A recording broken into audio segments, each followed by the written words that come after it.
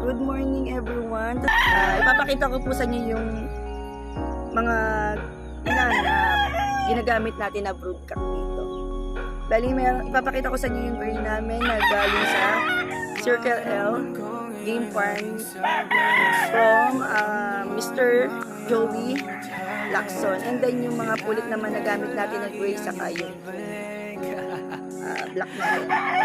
Galing naman po sa kay Sir Joey sa lansang ng Sure Game Farm. So, pakita ko muna sa inyo yung broodcock natin.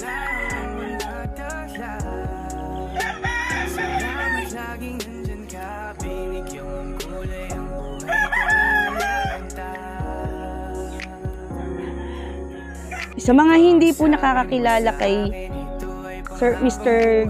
Joey Salansang ng Sure Game Farm, trivia lang po to. Bali, yung mga materials na gamit niya is galing po kay Mr. Bebot Uy. So, familiar naman tayo po kay Mr. Bebot Uy na shop sa kanya po yung mga magagaling na mga manok. Kaya, napanood ko lang din na ang trivia is kaya naging Sure Game Farm is dahil gamit niya po is puro materials galing kay Mr.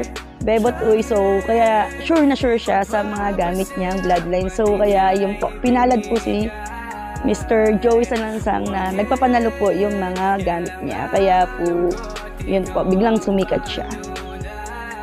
Ito po yung mga brood hen na gamit natin from Sure Game Farm.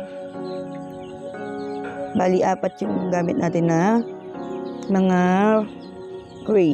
Kasi may dalawa po siyang klaseng gray. Isang gray hatch, tapos yung isa is Nelson gray. So, yan po yung wing band na Sure Game Farm. Para makasure po tayo talaga na galing po talaga doon yung ating mga gamit na materials. So, magpapahuli pa po ba kayo? Kaya lang, sa price po nito nang ilalabas natin ng mga anak nito, wala pa po tayong idea.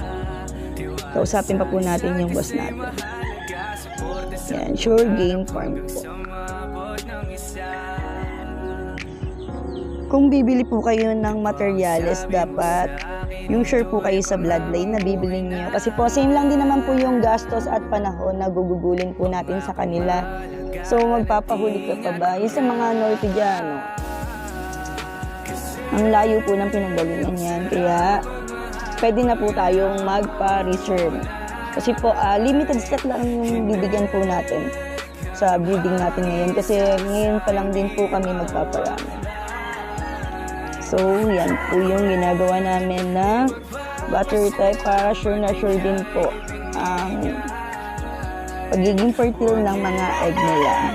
So, nakita niyo naman napaka-pogi po talaga ng ating broodcock. Yung broodcock po natin is galing naman sa Circle L, galing naman po kay Mr.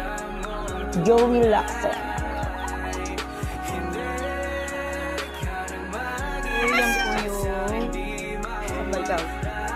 Isa sa mga broodcock natin.